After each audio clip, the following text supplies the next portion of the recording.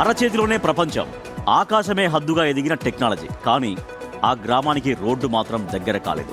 ఆపదొస్తే ambulance రాదు, గోలీతో నయం కాని రోగమొస్తే డోలీనే దిక్కవుతుంది. ఎవరికైనా సుస్థి చేస్తే ఆ పల్లెలోని నలుగురు కలవాల్సిందే, కదలాల్సిందే. ఒకటి కాదు, రెండు కాదు, ఏకంగా 4 కిలోమీటర్లు డోలీలో మోసుకెళ్లాల్సి ఉంటుంది. పార్వతీపురం మన్యం జిల్లా కుస్తూరు గ్రామ దీన గాథ ఇది.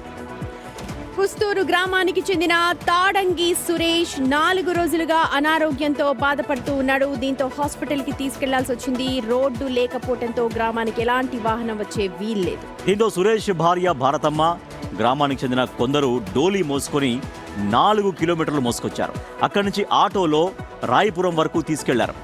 అక్కడి నుంచి బొలెరోలో విజయనగరం జిల్లా నెల్లిమర్లకు తీసుకువెళ్లారు.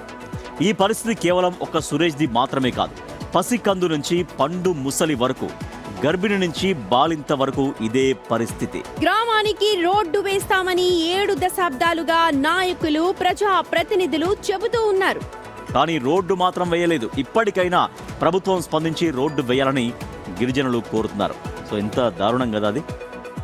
అన్ని మన్యం అంటే దాదాపుగా మనం అంటుంటాం కదా, ఆకాశం హద్దుగా టెక్నాలజీ పెరుగుతోంది అన్ని. కానీ మన్యం ప్రజల బాధలు మాత్రం, పార్టీలు మారుతున్నాయి, ప్రభుత్వాలు వస్తున్నాయి పోతున్నాయి, వాళ్ళ కష్టాలకు మాత్రం ఎక్కడా ఫుల్ స్టాప్ పడట్లేదు. అంటే మన్యం జిల్లాలో ఎప్పుడు అంతే, ఇంకా ఎప్పుడు అంతే. వాళ్ళకి ఎటువంటి అత్యవసరం ఉన్నా, ఆపద ఉన్నా అట్లా నలుగురు కలిసి ఓ మనిషిని అట్లా భుజాలపైన మోసుకెళ్ళవలసిందే. సో అదే ఇప్పుడు గర్భిణీ స్త్రీలైనంతే, ఇంకా వృద్ధులైనంతే, చిన్నారులైనంతే.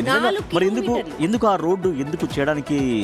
కొండ ప్రాంతాలు ఉంటాయి ఒక్కోసారి, అంటే రోడ్డు వేయడానికి అనువు కాని ప్రదేశాలు కొన్ని ఉన్నాయి. సో ఇవన్నిటి ఉన్నప్పటికీ కూడా ఎక్కడైతే వేయగలరో అక్కడ వేయొచ్చు కదా. మిగిలిన ప్రాంతాలు దానికి ఇప్పుడు ఫర్ ఎగ్జాంపుల్ రోడ్డే వేయకుండా ఏమైనా బ్రిడ్జిలో ప్లాన్ చేసుకోవచ్చు, ఏమన్నా అటువంటి ఏమన్నా ఆల్టర్నేటివ్ ఉంటాయి. అంటే మీరు అన్నట్టుగా కొన్ని చోట్ల రోడ్డు వేయడానికి అవకాశం ఉండకపోతే ఏమైనా వేలాడే బ్రిడ్జ్ లాంటివో ఏమైనా.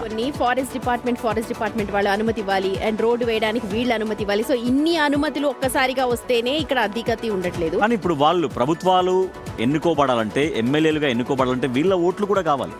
ఓట్లప్పుడు వెళ్తారు నాయకులు, కానీ వాళ్ళ కష్టాలు వాళ్ళే పడుతున్నారు. ఇప్పుడు ఒక రోజు కాదు, 2 రోజులు కాదు, కొన్ని దశాబ్దాలుగా అక్కడ ఎప్పటి నుంచి అయితే జనం నివాసం ఉంటున్నారో అప్పటి నుంచి ఇదే పరిస్థితి. వాళ్ళు ఊహ తెలిసినప్పటి నుంచి కూడా ఇదే పరిస్థితులు. వాళ్ళకు రోడ్డు లేక వాళ్ళుంటే ఇక్కడ